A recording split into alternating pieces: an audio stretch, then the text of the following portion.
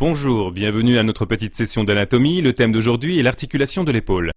L'articulation de l'épaule est l'articulation la plus mobile du corps humain. Nous voyons ici différentes parties osseuses. Il s'agit de l'articulation scapulo-humérale, en latin articulatio humero-scapularis, c'est-à-dire de la liaison entre l'omoplate, la scapula et l'humérus. L'omoplate est la partie la plus importante de l'articulation de l'épaule. Elle est située sur la face dorsale du thorax. C'est un os plat qui présente diverses protubérances dont nous allons tout de suite parler plus en détail. La deuxième partie de l'articulation de l'épaule est l'os du bras, l'humérus, dont la tête supérieure s'articule dans la cavité articulaire ou glène de l'omoplate. Commençons d'abord par étudier la scapula. La scapula comporte plusieurs fosses et protubérances qui permettent une orientation anatomique. Nous voyons ici sur la face postérieure de la scapula une forte protubérance osseuse, la spina scapulae, qui se prolonge sur la face postérieure par l'acromion. Au-dessus et en dessous de la spina scapulae, on trouve deux fosses dans lesquelles se trouvent les origines des muscles. D'une part, au-dessus de la spina scapulae, la fossa supraspinata, située donc au-dessus de la spina, et d'autre part, en dessous de la spina scapulae, la fossa infraspinata.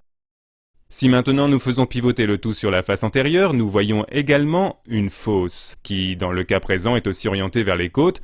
C'est ce qu'on appelle la fossa subscapularis. Dans toute cette fossa s'insèrent des muscles puissants qui vont jusqu'à l'os du bras. Adjacente à l'omoplate, nous voyons la clavicula qui est reliée aussi par une petite articulation à l'omoplate.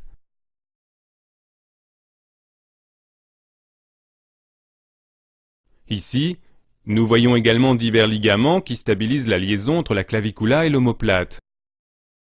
En étudiant de plus près l'humérus, nous pouvons distinguer ici également quelques structures anatomiques importantes. Naturellement, tout d'abord la tête de l'humérus et la diaphyse humérale, ainsi que d'importantes protubérances osseuses dans la région de la tête de l'humérus. Ici, ce qu'on appelle le tuberculum majus, c'est-à-dire une grosse tubérosité osseuse qui sert d'attachement aux muscles, et ici sur la face postérieure, le tuberculum minus, une petite tubérosité osseuse. Entre ces deux derniers tubercules passe un sulcus ou gouttière. Le sulcus intertubercularis est représenté ici par ce petit cordon, le tendon du long chef du biceps brachial qui chemine dans ce sulcus intertubercularis jusque dans l'articulation de l'épaule.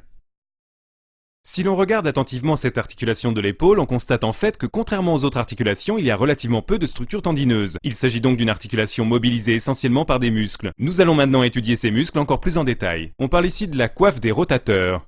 Pourquoi coiffe? Parce que ces muscles enveloppent la tête de l'humérus comme une coiffe.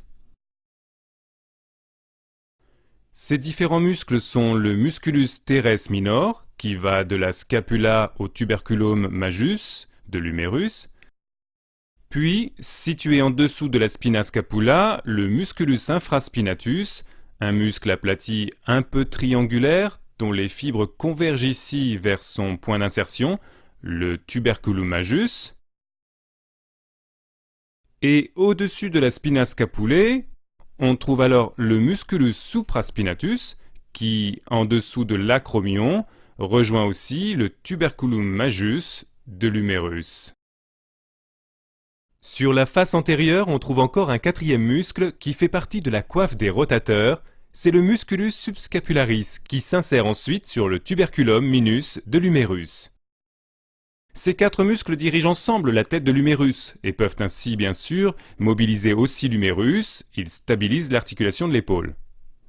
Si maintenant nous retirons ici tout simplement le musculus subscapularis, nous constatons, ah mon Dieu, que l'humérus n'a même pas de véritable cavité, mais qu'il repose en principe seulement dans une très petite cavité que l'omoplate met à sa disposition, appelée cavitas glénoïdale, qui en fait n'occupe qu'une surface pas si grande que ça de la tête d'humérus recouverte de cartilage.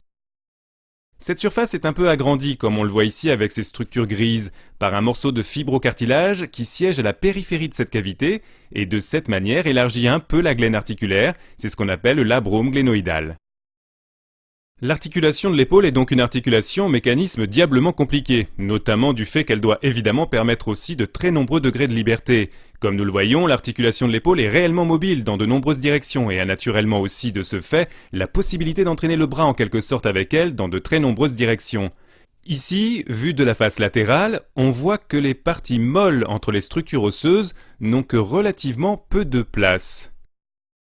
Et sur le plan clinique, cela entraîne alors, dans certaines conditions, ce qu'on appelle l'impingement syndrome, c'est-à-dire que les parties molles sont coincées entre les os et cela peut entraîner des douleurs dans l'articulation de l'épaule.